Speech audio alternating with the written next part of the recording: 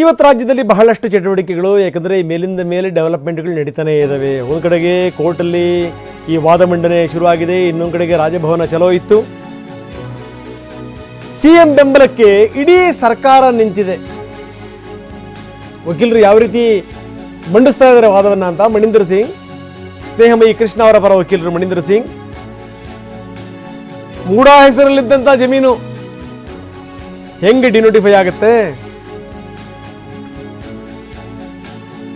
ಹಿಂಗಾಗೇ ಒಂದು ಸ್ವತಂತ್ರವಾದಂಥ ತನಿಖೆ ಆಗಬೇಕು. ಹೇಗೆ ಮಾಡ್ತೀರಿ ನೀವು, ಡಿನೋಟಿಫೈ ಮಾಡ್ತೀರಿ ನೀವು ಮೂಡಾ ಹೆಸರಲ್ಲಿದ್ದಂಥ ಜಮೀನನ್ನು? ಸಾಧ್ಯನಾ?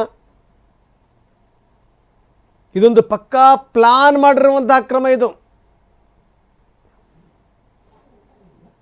ಪಕ್ಕಾ ಇದು ಪ್ಲಾನ್ಡ್ ಫ್ರಾಡ್.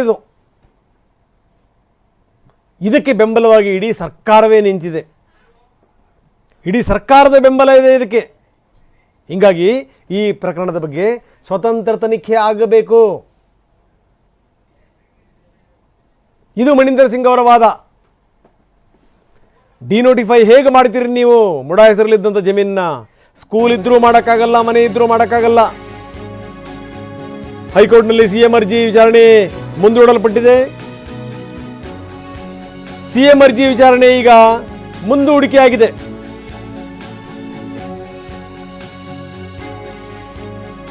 ಬಹುಶಃ ಮಧ್ಯಾಹ್ನಕ್ಕೆ ಅಂತ ಭಾವಿಸ್ತೀನಿ ನಾನು.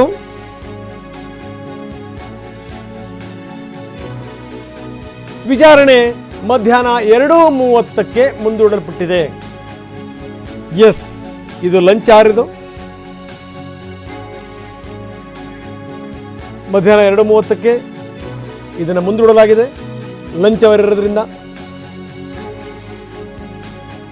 2:30ಕ್ಕೆ ಮತ್ತೆ ಕೋರ್ಟ್ನ ಕಾರ್ಯಕಲಾಪಗಳು ಶುರು ಆಗ್ತವೆ, ಮತ್ತೆ ವಾದ ಮಂಡನೆ ಶುರು ಆಗುತ್ತೆ.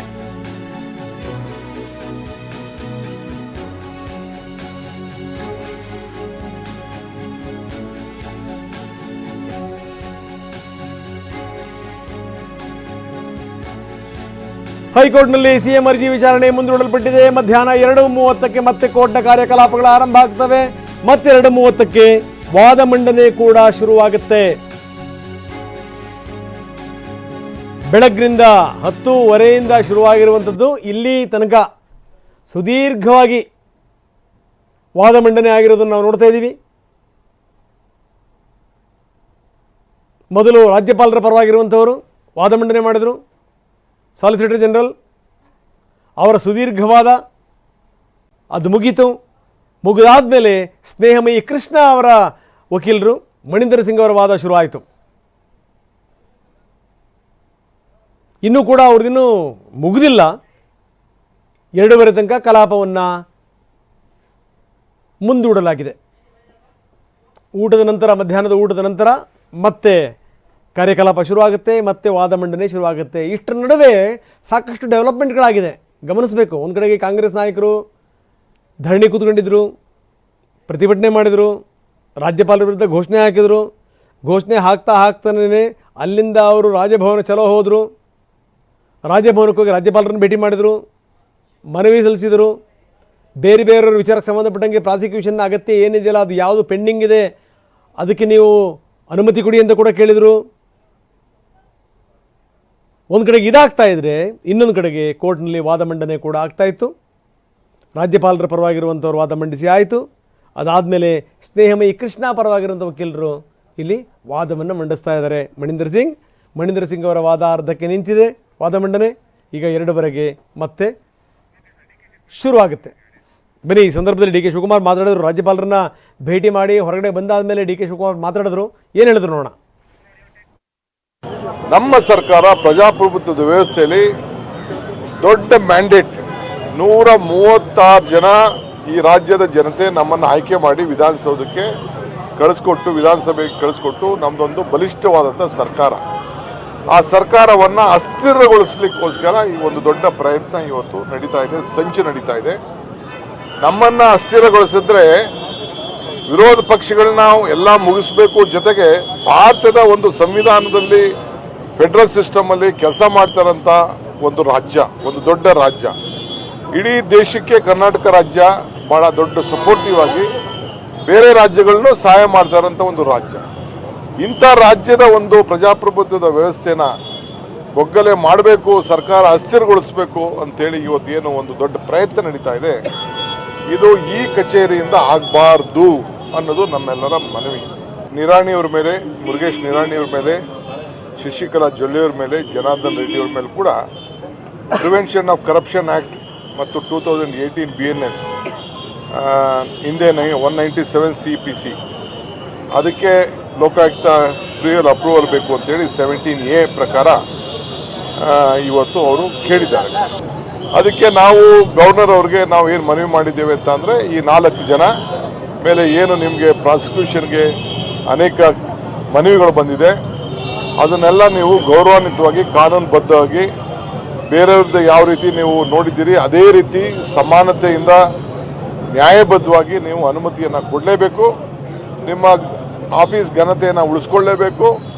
ಸೊ ನೀವು ಸಂವಿಧಾನವನ್ನು ರಕ್ಷಣೆ ಮಾಡಲೇಬೇಕು ಅನ್ನೋದನ್ನು ನಾವು ಮನವಿ ಮಾಡಿದ್ದೇವೆ. ಇದಲ್ಲದೆ ಕ್ಯಾಬಿನೆಟ್ ಕೂಡ, ನನ್ನ ಅಧ್ಯಕ್ಷತೆಯಲ್ಲೇ ಒಂದು ಕ್ಯಾಬಿನೆಟ್ ನಡೀತು. ಆ ಕ್ಯಾಬಿನೆಟಲ್ಲೂ ಕೂಡ ಈ ವಿಚಾರನ ಗವರ್ನರ್ ಅವ್ರಿಗೆ ನಮ್ಮ ನಾವು ನೋಡ್ತಾ ಇದ್ದೀವಿ. ಸ್ನೇಹಮಯಿ ಕೃಷ್ಣ ಪರ ಮಣಿಂದರ್ ಸಿಂಗ್ ವಾದ ಅಂತ್ಯವಾಗಿದೆ. ಹೈಕೋರ್ಟ್ನಲ್ಲಿ ಸಿಎಂ ಅರ್ಜಿ ವಿಚಾರಣೆ ಈಗ ಮುಂದೂಡಲ್ಪಟ್ಟಿದೆ. ಮಧ್ಯಾಹ್ನ 2:30ಕ್ಕೆ ಲಂಚ್ ಆಗಿರೋದ್ರಿಂದ 2:30ಕ್ಕೆ ವಿಚಾರಣೆಯನ್ನ ಮುಂದೂಡಲಾಗಿದೆ. 2:30 ನಂತರ ಮತ್ತೊಬ್ಬ ವಕೀಲರಿಂದ ವಾದ ಮಂಡನೆ ಶುರುವಾಗುತ್ತೆ. ಬೆಳಗ್ಗೆ 10:30ಕ್ಕೆ ಸಾಲಿಸಿಟರ್ ಜನರಲ್ ತುಷಾರ್ ಮೆಹ್ತಾ ವಾದ ಮಂಡನೆ ಮಾಡಿದರು. ಅದಾದಮೇಲೆ ಮಣಿಂದರ್ ಸಿಂಗ್ ವಾದ ಮಂಡನೆ ಮಾಡಿದರು. ಮಣಿಂದರ್ ಸಿಂಗ್ ಸ್ನೇಹಮಯಿ ಕೃಷ್ಣ ಅವರ ಪರವಾಗಿರುವಂಥ ವಕೀಲರು. ಮಧ್ಯಾಹ್ನ 2:30 ನಂತರ ಮತ್ತೊಬ್ಬರಿಂದ ವಾದ ಮಂಡನೆ ಶುರುವಾಗುತ್ತೆ. ಬನ್ನಿ, ನಮ್ಮ ಕೋರ್ಟ್ ಪ್ರತಿನಿಧಿ ರಮೇಶ್ ಈಗ ನಮ್ಮೊಂದಿಗೆ ನೇರ ಸಂಪರ್ಕದಲ್ಲಿದ್ದಾರೆ. ರಮೇಶ್, ಬಹಳ ಗಮನಿಸಬೇಕಾದಂಥ ಸಂಗತಿ, ತುಷಾರ್ ಮೆಹ್ತಾ ಮಂಡಿಸಿರುವಂಥ ವಾದ ಇದೆಯಲ್ಲ, ಪಾಯಿಂಟ್ ಅವ್ರು ಇಟ್ಟಿರುವಂಥ ರೀತಿ ನೋಡಿ. ಈ ಮೂರು ಅರ್ಜಿಗಳು ಬರ್ತವೆ, ಮೂರು ದೂರುಗಳು ಬರ್ತವೆ. ದೂರಿ ಬಂದಂಥ ಸಂದರ್ಭದಲ್ಲಿ ಈ ಶೋಕಾಸ್ ನೋಟಿಸ್ ವಿಚಾರಕ್ಕೆ ಸಂಬಂಧಪಟ್ಟಂಗೆ ಬರುತ್ತೆ. ಅದಕ್ಕೆ ಅವ್ರು ಕೊಟ್ಟಂಥ ವಿವರಗಳಿದಾವಲ್ಲ, ಎಲ್ಲವನ್ನೂ ಕೂಡ ಇಟ್ಕೊಂಡು ಮೊದಲೊಂದನ್ನು ನೋಡಿ, ಈ ಉಳಿದಂಥವು ಕೂಡ ಒಂದೇ ವಿಚಾರಕ್ಕೆ ಸಂಬಂಧಪಟ್ಟಿರುವಂಥ ಆದಮೇಲಿಂದ ಮತ್ತೆ ಶೋಕಾಸ್ ನೋಟಿಸ್ ಕೊಡುವಂಥ ಅಗತ್ಯ ಇರಲಿಲ್ಲ. ಹೀಗಾಗಿ ಒಂದರ ವಿಚಾರಕ್ಕೆ ಸಂಬಂಧಪಟ್ಟಂಗೆ ಶೋಕಾಸ್ ನೋಟಿಸನ್ನು ಕೊಡಲಾಯಿತು. ನಂಬರ್ 1. ಜೊತೆಗೇನು ಅಂದರೆ, ಒಂದು ಹಂತದಲ್ಲಿ ಅವರು ಮುಂದುವರೆದು ಹೇಳ್ತಾರೆ ಶೋಕಾಸ್ ನೋಟಿಸ್ ಕೊಡುವಂಥ ಅಗತ್ಯವೂ ಕೂಡ ಇರಲಿಲ್ಲ ಅಂತ. Number 1. Number 2 point, very importantly, ಎಲ್ಲವನ್ನೂ ಕೂಡ ರಾಜ್ಯಪಾಲರಿಂದ ಯಾಕೆ ನಿರೀಕ್ಷೆ ಮಾಡ್ತೀರಿ ನೀವು? ಅವರೇನು ಇನ್ವೆಸ್ಟಿಗೇಷನ್ ಆಫೀಸರ್ ಇರ್ತಾರೆ, ಎಲ್ಲವನ್ನೂ ಕೂಡ ಕೊಡೋಕ್ಕೆ ಸಾಧ್ಯನಾ? ತೀರ್ಪು ಕೊಡೋಕ್ಕೆ ಸಾಧ್ಯನಾ? ಖಂಡಿತವಾಗಲೂ ಇಲ್ಲ. ಆ ರೀತಿ ಕೊಟ್ಟರೆ ಅದು ಈ ಪೂರ್ತಿ ಕೇಸಿನ ಮೇಲೆ ಪರಿಣಾಮ ಬೀರುತ್ತೆ ಅಂತ ಅವ್ರು ಮಂಡಿಸಿರುವಂಥ ವಾದ. ಬಹಳ ನನಗೆ ಇಷ್ಟವಾದಂಥ ಒಂದು ಸಂಗತಿ ನಿಮಗೆ ಹೇಳಲೇಬೇಕು ರಮೇಶ್, ಏನು ಅಂತಂದರೆ, ಈ ಮುಖ್ಯಮಂತ್ರಿಯವರ ಪರವಾಗಿ ವಾದ ಮಂಡಿಸಿದ್ರಲ್ಲ, ಅವರು ಕೊಟ್ಟಂಥ ಪಾಯಿಂಟ್ಗಳು, ಅವ್ರು ಕೊಟ್ಟಂಥ ಉದಾಹರಣೆಗಳನ್ನು ಉಲ್ಲೇಖಿಸಿ ಹೇಳ್ತಾರೆ ತುಷಾರ್ ಮೆಹ್ತಾ. ಇವರು ಕೊಟ್ಟಂಥ ಉದಾಹರಣೆಗಳೆಲ್ಲವೂ ಕೂಡ ರಾಜ್ಯಪಾಲರ ಪರವಾಗಿರುವಂಥ ಉದಾಹರಣೆಗಳೆನ್ನುವಂಥದ್ದು. ಅಂತೂ ಒಂದು ಲೆಕ್ಕದಲ್ಲಿ ಈ ಸ್ವಾರಸ್ಯಕರವಾದಂಥ ಮಂಡನೆ ಇವತ್ತು. ಏನಂತೀರಿ ರಮೇಶ್? ಈಗ ಸಿಎಂ ಪರ ವಕೀಲರು ಏನೇನು 2 ದಿನಗಳ ಕಾಲ ಕೋರ್ಟ್ನಲ್ಲಿ ಮಂಡಿಸಿದ್ರು ಅವ್ರ ಪರವಾದ, ಅದೆಲ್ಲದಕ್ಕೂ ಕೂಡ ರಿಬಟಲ್ ಅಂದರೆ ಪ್ರತ್ಯುತ್ತರ ಕೊಡೋದ್ರಲ್ಲಿ ಇವತ್ತು ಒಂದು ರೀತಿ ಯಶಸ್ವಿಯಾಗಿದ್ದಾರೆ ಅಂತ ಹೇಳ್ಬೋದು. ಯಾಕೆಂದರೆ ಈಗ ಏನೇನು ಅಂದರೆ ಸೆಕ್ಷನ್ 17A ನಡಿ ಏನು ಸ್ಯಾಂಕ್ಷನ್ ತೊಗೊಂಡಿದ್ದೇ ಸರಿ ಇಲ್ಲ, ಪೊಲೀಸ್ ಅಧಿಕಾರಿನೇ ತಗೋಬೇಕಿತ್ತು, ಅದಕ್ಕೂ ಕೂಡ ಉತ್ತರವನ್ನು ಕೊಟ್ಟಿದ್ದಾರೆ. ನ್ಯಾಯಮೂರ್ತಿಗಳು ಕೂಡ ಮೇಲ್ನೋಟಕ್ಕೆ ಅದನ್ನು ಒಪ್ಕೊಂಡಂಗೆ ಕಾಣ್ತಾ ಇದೆ. ಅವರು ಕೂಡ ಹೇಳ್ತಾ ಇದ್ದಾರೆ ಏನಂದರೆ 17A ಕೆಳಗಡೆ ಪೊಲೀಸ್ ಅಧಿಕಾರಿ ಸ್ಯಾಂಕ್ಷನ್ ಪಡಿಬೇಕು ಅಂತಿಲ್ಲ, ಪೊಲೀಸ್ ಅಧಿಕಾರಿ ತನಿಖೆ ನಡೆಸಬೇಕು ಅಂದರೆ 17A ಅಡಿ ಸ್ಯಾಂಕ್ಷನ್ ಇರಬೇಕು ಅಂತ ಇದೆ ಕಾಯ್ದೆಯಲ್ಲಿ. ಹೀಗಾಗಿ ಸ್ಯಾಂಕ್ಷನ್ ಪೊಲೀಸ್ ಅಧಿಕಾರಿನೇ ತಗೋಬೇಕು ಅಂತೇನಿಲ್ಲ, ಯಾವುದೇ ವ್ಯಕ್ತಿ ಸ್ಯಾಂಕ್ಷನ್ ಅನ್ನ ಪಡಿಬಹುದು ಅನ್ನುವಂಥ ಒಂದು ಏನು ಕೋರ್ಟ್ ಹಿಂದೆ ತೀರ್ಪನ್ನು ಏನು ಕೊಟ್ಟಿದ್ರು ಅದನ್ನೇ ಉಲ್ಲೇಖ ಮಾಡಿ ನ್ಯಾಯಮೂರ್ತಿಗಳು ಇವತ್ತು ಪ್ರಸ್ತಾಪ ಮಾಡಿದ್ದಾರೆ. ಹೀಗಾಗಿ ಏನು ಅಭಿಷೇಕ್ ಮನಿ ಸಿಂಘವಿ ಅವರು 17A ಅಡಿ ಏನು ಅವರು ವಾದ ಮಂಡಿಸಿದ್ರು ಅದಕ್ಕೂ ಕೂಡ ಉತ್ತರ ಕೊಟ್ಟಂಗಾಗಿದೆ. ಅದೇ ರೀತಿ ಸಕಾರಣಗಳನ್ನು ಕೊಟ್ಟಿಲ್ಲ ಅಂತೇಳಿ ಪ್ರಬಲವಾದಂಥ ವಾದವನ್ನು ಮಂಡಿಸಿದ್ರು. ಅದೇ ಅವರ ವಾದದ ಮೂಲ ತತ್ವನೇ ಇವರು ರಾಜ್ಯಪಾಲರು ತಮ್ಮ ಒಂದು ನಿರ್ಣಯಕ್ಕೆ ಸಕಾರಣಗಳನ್ನು ಕೊಟ್ಟಿಲ್ಲ ಅನ್ನುವಂಥದ್ದಾಗಿತ್ತು. ಅದಕ್ಕೆ ಪ್ರತ್ಯುತ್ತರವಾಗಿ ಇವತ್ತು ಸಮರ್ಪಕವಾದಂಥ ಉತ್ತರವನ್ನು ಕೊಡೋದರ ಒಂದು ಪ್ರಯತ್ನವನ್ನು ಮಾಡಿದ್ದಾರೆ ತುಷಾರ್ ಮೆಹ್ತಾ ಅವರು. ವಾದ ಮಾಡ್ತಿರೋದೇನಂತಂದ್ರೆ, ಎಲ್ಲ ಒಂದು ಅಂಶಗಳನ್ನು ಕೂಡ ರಾಜ್ಯಪಾಲರು ಪರಿಗಣಿಸಿದ್ದಾರೆ, ತಾವೇ ಸ್ವತಃ ನೋಟ್ಸ್ಗಳನ್ನು ಮಾಡಿದ್ದಾರೆ. ಹೀಗಾಗಿಯೇ ಅವ್ರ ಕಡತವನ್ನೇ ಇವತ್ತು ನ್ಯಾಯಮೂರ್ತಿಗಳಿಗೆ ಸಲ್ಲಿಸಿದ್ದಾರೆ. ಒರಿಜಿನಲ್ ಫೈಲನ್ನೇ, ರಾಜ್ಯಪಾಲರ ಫೈಲನ್ನೇ ಇವತ್ತು ನ್ಯಾಯಮೂರ್ತಿಗಳಿಗೆ ಸಲ್ಲಿಸಿದ್ದಾರೆ. ಅದರಲ್ಲಿ ಸ್ಪಷ್ಟವಾಗಿ ಏನು ಹೇಳ್ತಾ ಇದೆ ಅಂದರೆ, ಎಲ್ಲ ಕಡತಗಳಲ್ಲೂ ಕೂಡ ರಾಜ್ಯಪಾಲರ ಒಂದು ಟಿಪ್ಪಣಿ ಇದೆ. ಜೊತೆಗೆ ಈಗ ಕ್ಯಾಬಿನೆಟ್ ಏನು ಸಲಹೆಗಳನ್ನು ಕೊಟ್ಟಿತ್ತು ಅದರ ಒಂದು ಅಂಶಗಳನ್ನ ಉಲ್ಲೇಖ ಮಾಡಲಾಗಿದೆ.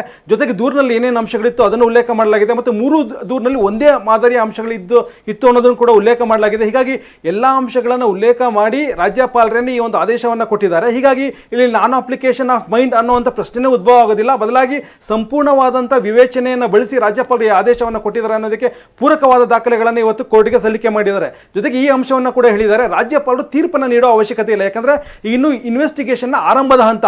ಈ ಹಂತದಲ್ಲಿಯೇ ಏನೇನು ಅಫೆನ್ಸ್ ಆಗಿದೆ ಅನ್ನೋದನ್ನು ಸಂಪೂರ್ಣವಾಗಿ ವಿವೇಚನೆಯನ್ನು ರಾಜ್ಯಪಾಲರು ಬಳಸಿ ತೀರ್ಪನ್ನು ಕೊಟ್ಟರೆ ಆ ಸಂದರ್ಭದಲ್ಲಿ ಇನ್ವೆಸ್ಟಿಗೇಷನ್ ಆಫೀಸರ್ನೇ ಪ್ರಿಜುಡೈಸ್ ಆಗುವಂಥ ಸಾಧ್ಯತೆ ಇರುತ್ತೆ. ಅವನು ಈ ಒಂದು ಆದೇಶ ಅಂದರೆ ರಾಜ್ಯಪಾಲರು ಏನು ಒಪಿನಿಯನ್ ಫಾರ್ಮ್ ಮಾಡಿದ್ದಾರೆ ಅದರ ಆಧಾರದ ಮೇಲೆ ತನಿಖೆ ನಡೆಸಬೇಕಾಗುತ್ತೇನೋ ಅನ್ನೋಂಥ ಒಂದು ಇಕ್ಕಟ್ಟಿಗೆ ಸಿಲುಕೊಳ್ಳುವಂಥ ಒಂದು ಸಂದರ್ಭ ಬರುತ್ತೆ.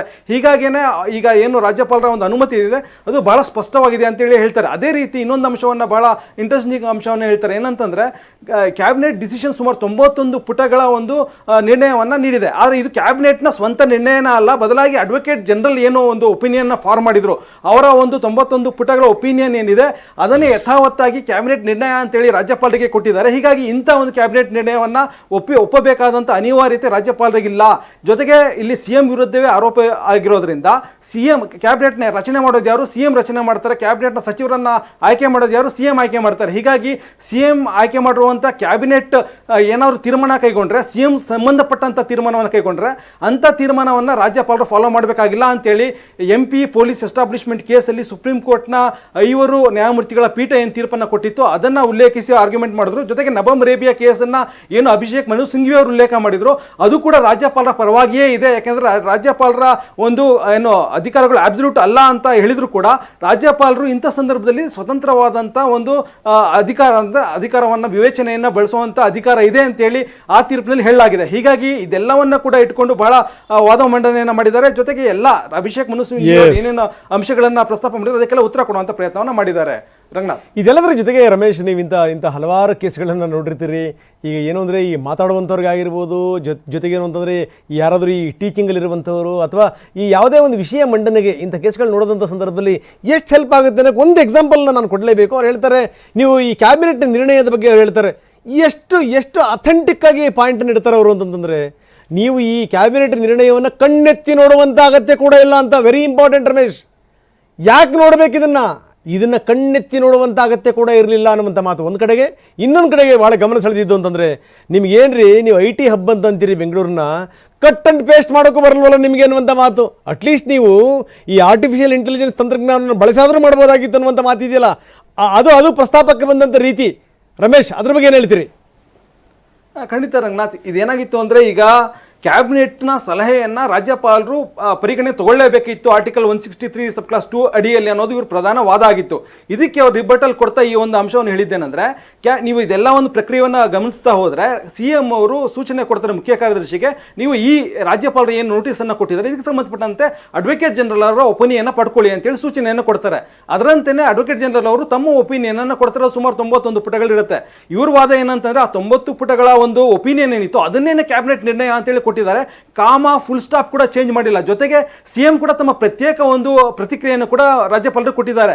ಅದನ್ನು ಕೂಡ ಕಟ್ ಅಂಡ್ ಪೇಸ್ಟ್, ಅಂದರೆ ಈಗ ಇನ್ನು ಕ್ಯಾಬಿನೆಟ್ನ ಒಂದು ವರದಿಯಲ್ಲಿ ಏನು ಅಂಶ ಇದೆ ಅದರ ಕಟ್ ಅಂಡ್ ಪೇಸ್ಟ್, ಜೊತೆಗೆ AG ವರದಿಯ ಕಟ್ ಅಂಡ್ ಪೇಸ್ಟ್ ಅನ್ನು ಆಸ್ ಇಟ್ ಈಸ್ ಕೊಟ್ಟಿದ್ದಾರೆ. ಹೀಗಾಗಿ ಅವರು ಏನು IT ಹಬ್ ಆಗಿರುವಂಥ ಆರ್ಟಿಫಿಷಿಯಲ್ ಇಂಟೆಲಿಜೆನ್ಸ್ ಯೂಸ್ ಮಾಡ್ಕೊಂಡಿದ್ದಾರೆ. ಈ ರೀತಿ ಕಟ್ ಅಂಡ್ ಪೇಸ್ಟ್ ಅನ್ನಾದರೂ ಸರಿಯಾಗಿ ಮಾಡ್ಬೋದಿತ್ತು, ಅವರು ಅದನ್ನು ಕೂಡ ಸರಿಯಾಗಿ ಮಾಡಿಲ್ಲ ಅನ್ನುವಂಥ ಒಂದು ವ್ಯಂಗ್ಯದ ರೀತಿಯಲ್ಲಿ ಇದನ್ನು ಉಲ್ಲೇಖ ಮಾಡಿದ್ದಾರೆ. ಅಂದರೆ ಇದರ ಅರ್ಥ, ಈಗ ರಾಜ್ಯಪಾಲರು ಏನು ತೀರ್ಮಾನವನ್ನು ಕೈಗೊಂಡಿದ್ದಾರೆ ಅವರು ಕ್ಯಾಬಿನೆಟ್ ತೀರ್ಮಾನದ ಒಂದು ಏನು ಪರಿಗಣನೆಗೆ ತಗೊಳ್ಳುವಂಥ ಅವಶ್ಯಕತೆ ಇಲ್ಲ. ಆದರೂ ಕೂಡ ರಾಜ್ಯಪಾಲರು ಕ್ಯಾಬಿನೆಟ್ನ ತೀರ್ಮಾನಗಳೇನಿದೆ ಅದನ್ನು ಪರಿಶೀಲನೆಗೆ ಒಳಪಡಿಸಿ ಅವರು ತಮ್ಮ ಸ್ವತಂತ್ರ ನಿರ್ಣಯವನ್ನು ಯಾಕೆ ಫಾರ್ಮ್ ಮಾಡಿದ್ದೀನಿ ಅನ್ನೋದ್ರ ಬಗ್ಗೆ ಕೂಡ ಉತ್ತರವನ್ನು ಕೊಟ್ಟಿದ್ದಾರೆ. ಹೀಗಾಗಿ ಯಾವುದೇ ರೀತಿಯಾದಂತಹ ತಪ್ಪನ್ನು ರಾಜ್ಯಪಾಲರು ಮಾಡಿಲ್ಲ. ಬದಲಾಗಿ ತಮ್ಮ ಸ್ವಂತ ವಿವೇಚನೆಯನ್ನು ಬಳಸಿ ಈ ಒಂದು ಆದೇಶವನ್ನು ಮಾಡಿರೋದ್ರಿಂದ ಇದು ಸರಿಯಾಗಿದೆ ಅನ್ನುವಂಥ ಒಂದು ವಾದವನ್ನು ಇವರು ಮಂಡಿಸಿದ್ದಾರೆ. ಹೀಗಾಗಿ ಈಗ ಆಲ್ಮೋಸ್ಟ್ 2 ಕಡೆ ವಾದ ಮಂಡನೆ ಅಂತ್ಯ ಆಗಿದೆ.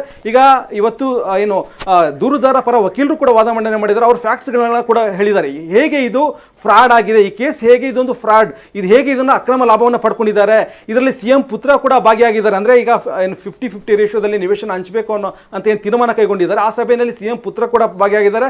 ಜೊತೆಗೆ ಡಿನೋಟಿಫಿಕೇಶನ್ ಮಾಡಿದಂಥ ಕ್ರಮನೇ ಕಾನೂನು ಬಾಹಿರ, ಇದೊಂದು ಫ್ರಾಡ್ ಅನ್ನುವಂಥ ಒಂದು ಹೇಳಿಕೆಯನ್ನು ಇವತ್ತು ಮಣಿಂದರ್ ಸಿಂಗ್ ಅವರು ಕೋರ್ಟಿಗೆ ಹೇಳಿದ್ದಾರೆ. ಹೀಗಾಗಿ ಇದೆಲ್ಲವನ್ನು ಕೂಡ, ಜೊತೆಗೆ ಇನ್ನೊಂದು ಬಹಳ ಮಹತ್ವದ ಅಂಶವನ್ನು ಮಣಿಂದರ್ ಸಿಂಗ್ ಅವರು ಪ್ರಸ್ತಾಪ ಮಾಡಿರೋದೇನಂತಂದರೆ, ಈ ಕೇಸ್ನ ತನಿಖೆ ಸ್ವತಂತ್ರ ಸಂಸ್ಥೆಯಿಂದ ಆಗಬೇಕು. ಅಂದರೆ ಈಗ ಸರ್ಕಾರನೇ ಒಂದು ನಿಲುವಿಗೆ ಬಂದಿರೋದ್ರಿಂದ ಸರ್ಕಾರದ ಕೆಳಗಡೆ ಇರುವಂಥ ಯಾವುದೇ ಸಂಸ್ಥೆಗಳು ಇದರ ತನಿಖೆನ ಮಾಡಬಾರ್ದು ಅನ್ನುವಂಥ ಒಂದು ವಾದವನ್ನು ಮಂಡಿಸಿದ್ದಾರೆ. ಇದು ಮುಂದಿನ ಒಂದು ದಿಕ್ಸೂಚಿ ಅಂತ ಹೇಳ್ಬೋದು. ಅಂದರೆ ಭವಿಷ್ಯದಲ್ಲಿ ಇದು ಖಂಡಿತ ಇದು ಲೋಕಾಯುಕ್ತ ವಿಶೇಷ ಕೋರ್ಟ್ಗಿಂತ ಹೆಚ್ಚಾಗಿ ಅಥವಾ ಲೋಕಾಯುಕ್ತ ವಿಶೇಷ ಪೊಲೀಸರಿಗಿಂತ ಹೆಚ್ಚಾಗಿ ಬೇರೆ ಇನ್ವೆಸ್ಟಿಗೇಷನ್ ಏಜೆನ್ಸಿಯಿಂದ ತನಿಖೆ ಮಾಡೋದಕ್ಕೆ ಎಲ್ಲ ರೀತಿ ಪ್ರಯತ್ನ ಆಗುತ್ತೆ. ಅಂದರೆ CM ಸಿದ್ದರಾಮಯ್ಯ ಅವ್ರನ್ನ ಇಕ್ಕಟ್ಟಿಗೆ ಸಿಲುಕಿಸುವಂಥ ಎಲ್ಲ ಪ್ರಯತ್ನಗಳು ಮುಂದಿನ ದಿನಗಳಲ್ಲಿ ಆಗುತ್ತೆ ಅನ್ನೋದು ಇಲ್ಲಿ ಸ್ಪಷ್ಟ ಆಗಿದೆ. ಯಾಕಂದ್ರೆ ಈ ಹಂತದವರೆಗೂ ಅದು ಲೋಕಾಯುಕ್ತ ಪೊಲೀಸ್ ತನಿಖೆ ಮಾಡ್ತಾರೆ ಅನ್ನುವಂಥ ಅಂಶದಲ್ಲಿ ಇತ್ತು. ಆದರೆ ಇವತ್ತಿನ ಅವರ ವಾದ ಮಂಡನೆ ನೋಡಿದ್ರೆ ಸರ್ಕಾರದ ಕೆಳಗಿನ ಯಾವುದೇ ಸಂಸ್ಥೆ ಇದನ್ನು ತನಿಖೆ ಮಾಡಬಾರ್ದು ಅನ್ನುವಂಥ ವಾದ ಮಂಡನೆಯನ್ನು ಇವತ್ತು ಮಾಡಿದ್ದಾರೆ. ರಂಗನಾಥ್, ಓಕೆ, ಧನ್ಯವಾದ ರಮೇಶ್ ತಮ್ಮೆಲ್ಲ ಮಾಹಿತಿಗೆ.